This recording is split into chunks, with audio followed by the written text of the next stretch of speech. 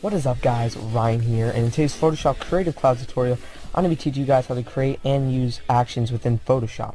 Now, I'm pretty sure that all the Adobe Photoshops have this tool, and essentially what actions are, they are, you record yourself doing a certain number of steps, and say you use a certain style or want to just record something so you don't always have to repeat it steps over and over again. And pretty much what you can do is you play it over again and it will automatically create your style or layer or whatever you want for you.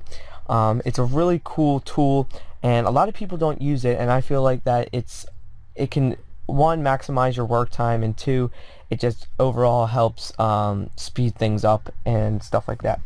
Now I'm going to be copying Pixel Art's shadow tutorial.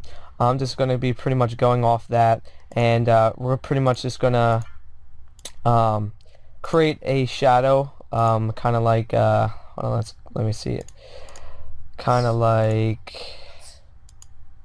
if I can find it, kind of like that right there, and we're just going to create an action for that, and yeah, it's really simple. So let's jump into Photoshop.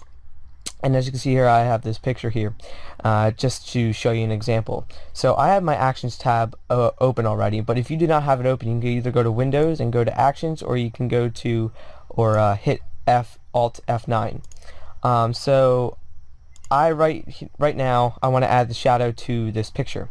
So I have the picture selected, and I go over here to warp shadow, which is something I already made, and I'll teach you guys how to make that in just a second. So if I want to add that shadow effect to this picture, all we have to do is go down here and hit play, and as you can see, it plays out. We want to rasterize the layer because that's what it does, and as you can see, it made our shadow. All we have to do is bring our top layer below our image, and there you go, you can see it added our shadow. And like I said, this is a really cool tool, and a lot of people don't use it. So let's jump into this and get started. So now that we have our new document set up, what we're going to do is we're going to unlock our background layer, double click, unlock it, and we're going to add a color overlay. So go to color overlay, and we're going to add a grayish white, like so. That looks pretty good. Hit OK, hit OK. And what we're going to do is we're going to go to our actions. Like I said, if actions is not open, go to Windows and go down to Actions, or hit Alt F9. So what we're going to do is we're just going to delete this and hit OK. And what we're going to do is we're going to go down here and create a new folder or group. We're going to call this Actions V1. Hit OK. And what we want to do is now we want to go down here and hit the new layer button, or create new action, and we're going to call this warp shadow, and hit enter. And once we hit enter, you can see down here that it's now recording our scene. So now this is important that you know what you're doing and you don't mess up. So to create this effect, what we're going to do is we're just going to go and grab a rectangle tool, and we're going to hold shift and drag it out like so, and just center it up. And what we're going to do is we're going to go change the color, go to color overlay, and we're going to make it white. Hit OK, hit OK. And what we're going to do, we're going to change layer. We're going to call this top, and hit enter. And we're going to duplicate this layer. Hit OK. We're going to call this bottom. Hit enter. And we're going to change the color overlay to a lightish gray. Hit OK and OK, and we're going to drag that below our top layer, and we're going to hold down the arrow button on our keyboard down to right about there.